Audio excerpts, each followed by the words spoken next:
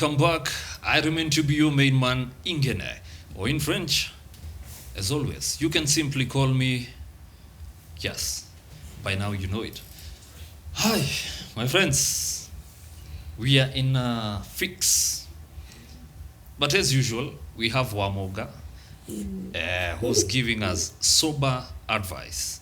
And of course, if you're looking for a person to talk to, she is the real deal. On my left, kama kawaida, the nerves, we call them the lovebirds, jamaa wa kinyozi, yako ndani ya nyumba. You told me your baba is an artist. Yes. He babas you as he sings. Yes. I want to bring the aspect of fatherhood in this scenario, in the problem that we encounter, or the challenge that we encounter in the topic that we are discussing today, which is teenage pregnancies. A text came in, and they're saying the kid, no, are these children kids or babies? This boy is 16 years. Yeah. The question actually came from a girl. I am 16 years, and I'm 4 months pregnant. Now she actually even knows the period. 4 months pregnant. My boyfriend, who is 16 again, okay, is looking for money so that I can abort. Kindly don't mention my name. What can I do? So we have a kid here. Katoto kadogo, kako 16 years. Mm-hmm. Now, the funny thing, the boyfriend again is 16. So these are the sweet 16s. Aya, wamechovia sali. Yeah. Mm-hmm.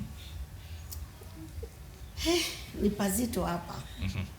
But we thank God in everything. Yeah. And it's funny, the boy knows there is abortion. So, ameenda kutafuta hela, waje wa abort sasa. Now, this pregnancy of 4 months, kabisa imejulikana tu, hata na wazazi. Now, we need the start of the father here. Kwa sababu wakati kijana anaelewa ya kwamba unajua amedunga mimba mahali. Wewe ukiwa kama mzazi baba, lazima utoe jicho lako. Na umulize na yeye mwenyewe.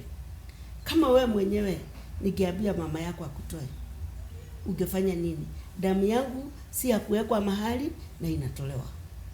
Kwa hivyo ni baba hapa asimame kidete as a father in the family. And that's why we said sometimes we don't stand as fathers, we stand as parents. This is not a time of blinking. True. Let us remove blinking. True. Mama, baba usiyeseme ya kwamba wewe uliachilia huyo kijana yako, ndio ulikuwa unambembeleza hapo, ukimshikashika. Na wewe nawe unapatikana nyumbani mapema. Yeah. Wewe ndio ulichangia sana. Mkazi yako ni kufika saa 8 ya usiku. Let us not have brain games. True. Let us sit with our kid.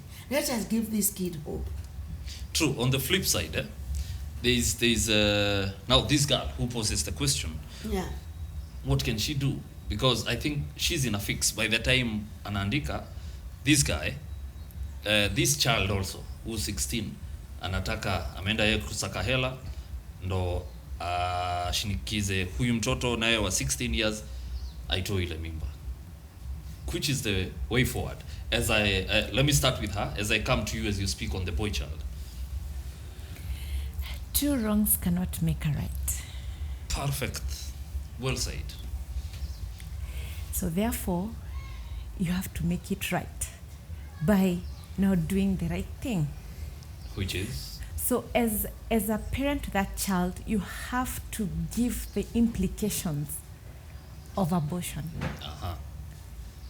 You have to be honest. Because at this point, now this child has translated into a mother. True. We cannot, escape that fact. So you have to tell them the implication of every decision. True. And you have to tell them that every now decision you make is no longer just about you. Yeah. Even the child you're carrying. True. You show them even this, your pregnancy is not just about you, even as we're involved. So every single decision you make is affecting each and every one of us. So basically, what you're saying is you encourage this kid. Yes. Nice. So simple mathematics, 2 wrongs don't make a right. Ulisema sikutaji. But when this other boy comes with the money, enough. The boy child. I was about to give you some advice. Just wait till the end. I'll give you that advice.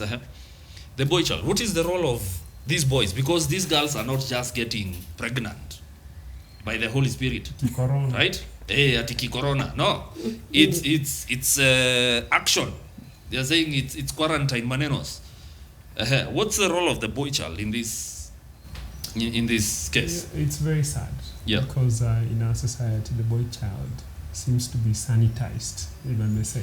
Because when the girl child gets pregnant, unlike what Omoga has told us, what used to happen a long time ago, these days, nobody seems to bother about who did it.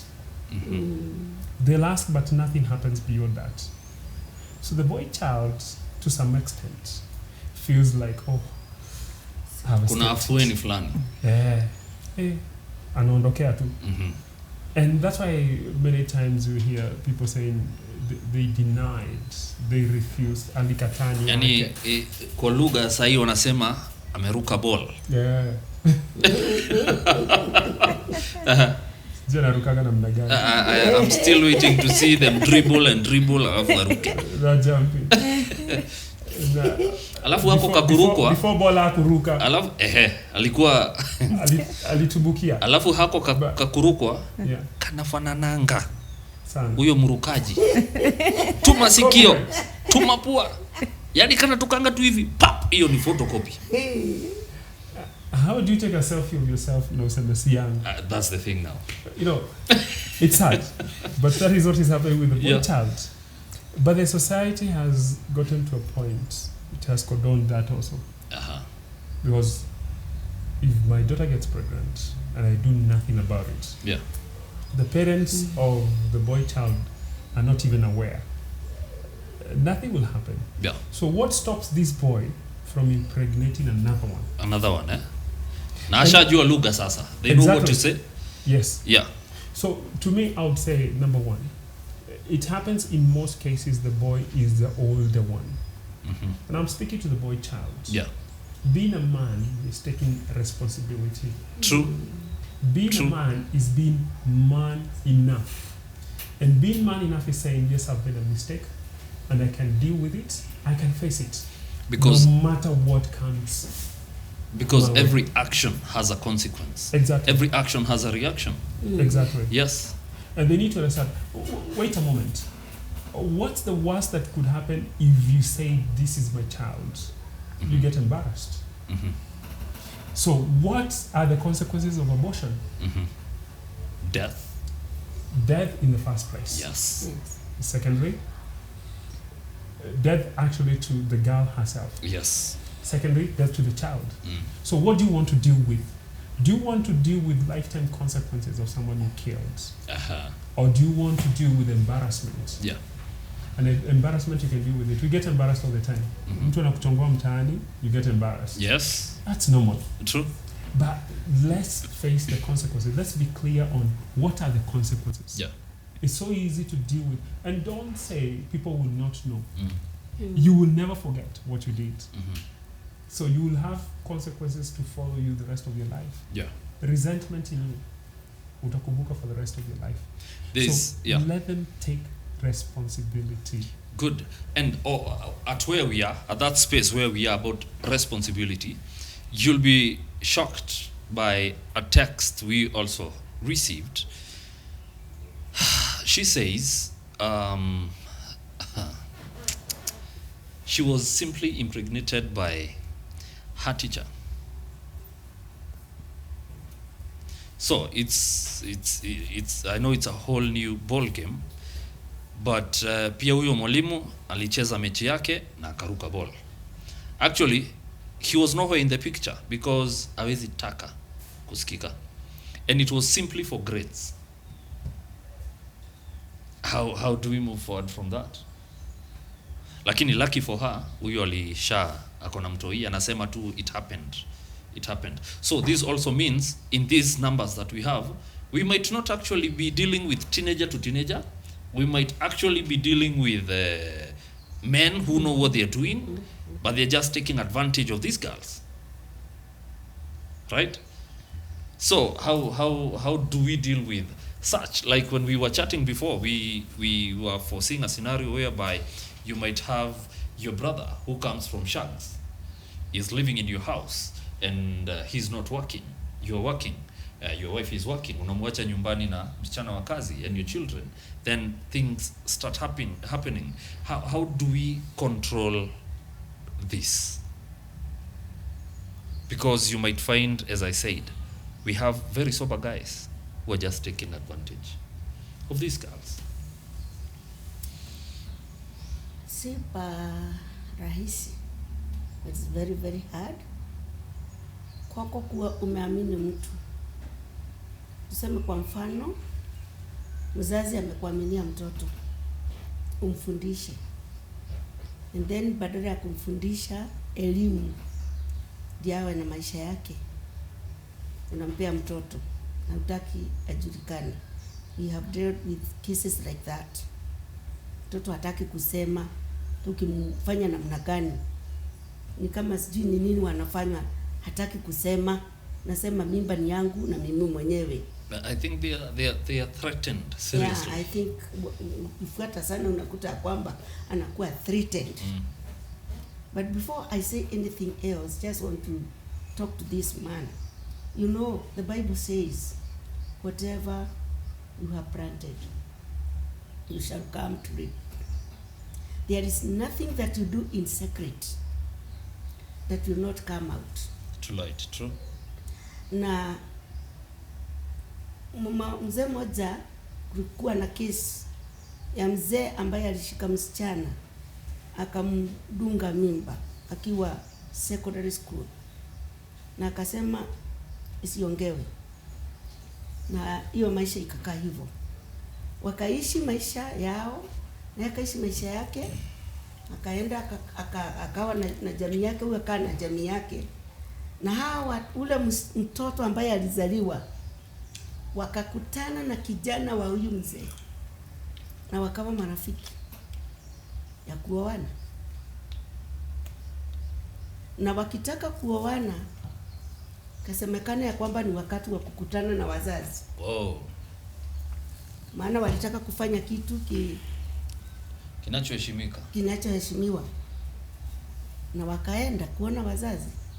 Wakati kijana, wazazi wa kijana na wazazi wa msichana wanakuja kukutana, mama anaelewa baba ya kijana mwenye anataka kuwa msichana aliyezaa ndiye baba wa kijana yake.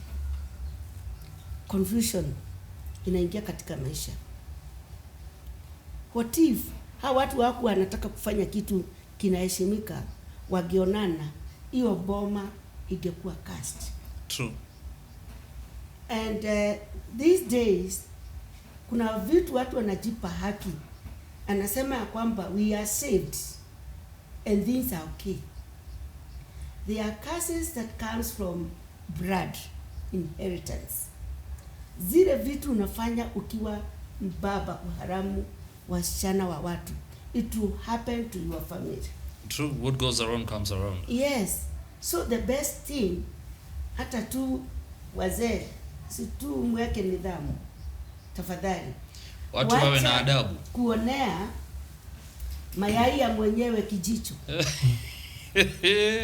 Stick with your own ego. Kaa na epo yako.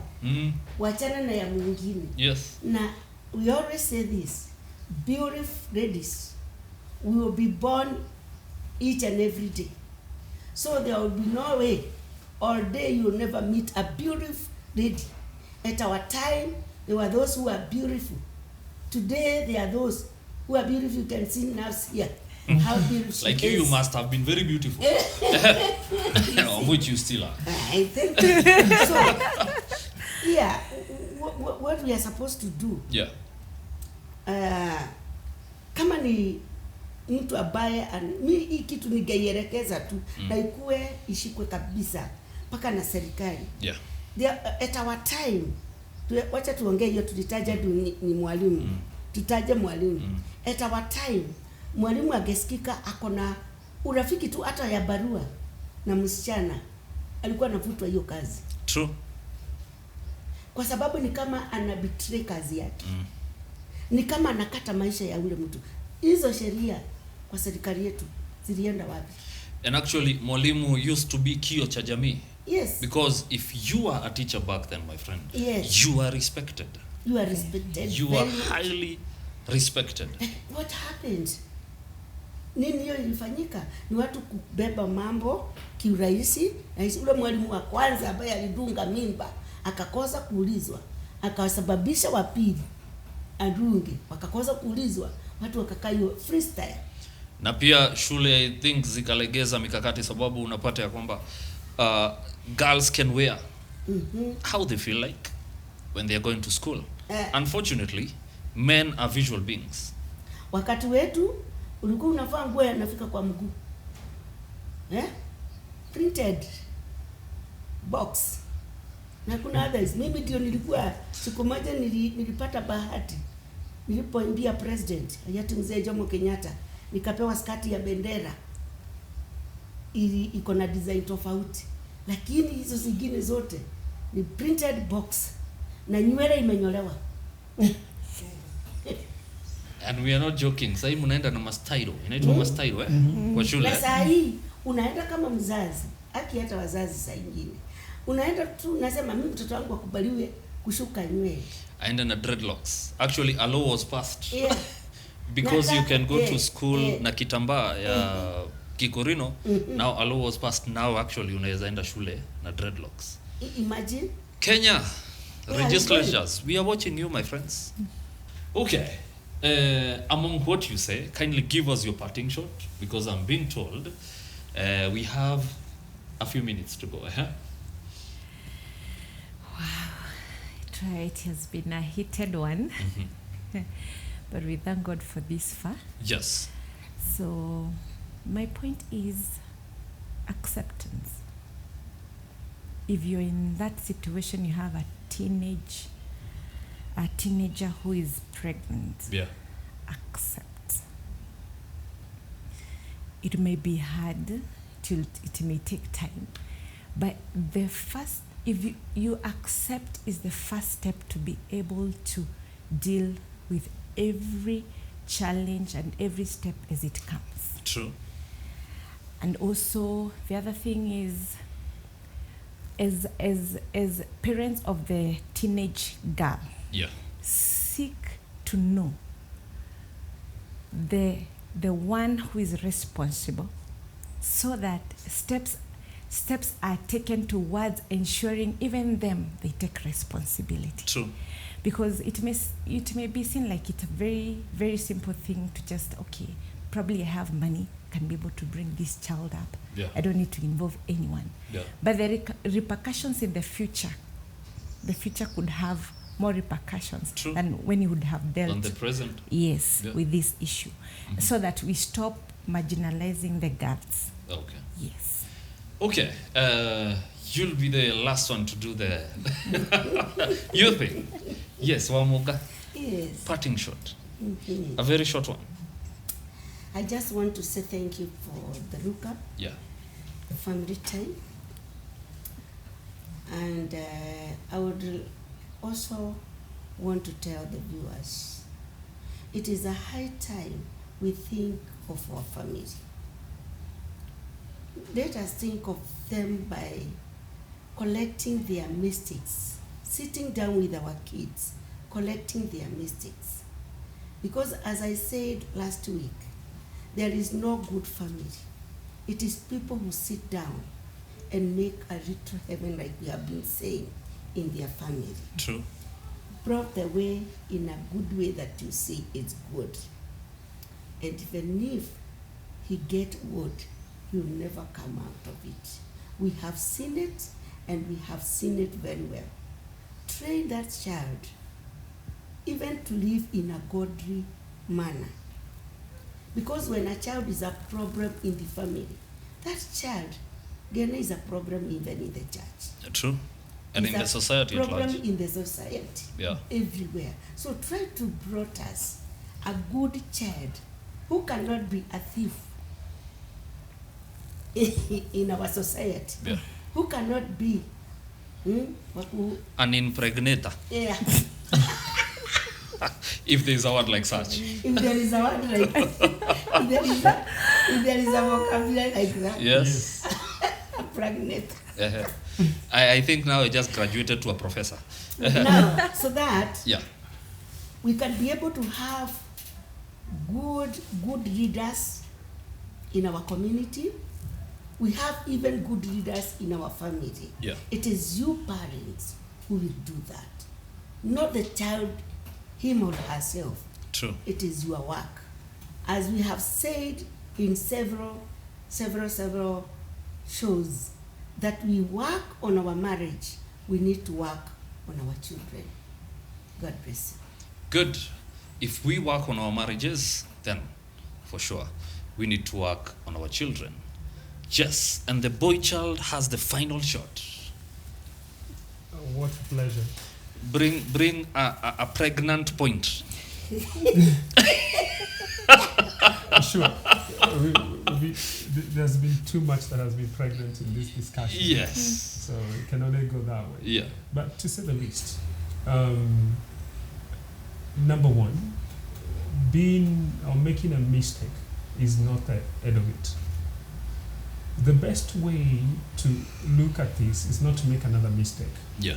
but it's to correct that mistake. Or the parents need to take responsibility, the children need to take responsibility, correct that mistake. True forgiveness is turning away from what you did and becoming a better person. So let's strive to make sure that every time we go through a challenge, that challenge we should not let it break us, but we should actually take that as an opportunity to step into the next level. If a child has gotten pregnant too early, as a parent, that tells you they have made a mistake, a bad decision. Help them so that they don't make another bad decision on top of that. Help them so that tomorrow they'll make a better decision. And that way, their life will be richer, will be better. When they come out of it, they'll also be an inspiration to others. It will also ensure that this child who is growing up will grow up in a good environment so that they don't have to repeat the mistakes of their parents, or they don't have to go through other challenges that come with you as a parent and your child who has brought a child to life, making bad decisions and creating a bad environment for this child, so that this child will grow up feeling like they are unwanted, or end up feeling having an inferiority complex. They feel bad about themselves. They feel they're not worth anything good. Don't get to that point, but let's correct what has happened and make it better. It is difficult, but it is possible. It has been done. Thank you. It is difficult, but it is doable, and it has already been done. The nerves, asanteni sana for being here. We appreciate your time. Wamoka kama kawaida. Asante sana. And of course, kilicho na mwanzo lazima kiwe na mwisho. Wahenga walisema hiyo. I don't know where the wahengas of today are, but my friends, it doesn't matter what you're going through. A time is coming, and freedom is coming. You might feel like you're strangled. It's like you're choking. It's like you can't breathe. But out of these discussions, anza kupumua. Anza kupumua. Because there is tomorrow after today. Today might be dark, but after a very dark night, there is light at the end of the tunnel. Until next week, I'm your main man, Ingene. And of course, in French, you can simply call me Gene Waidedi. Until then, Koheri ya kuonana.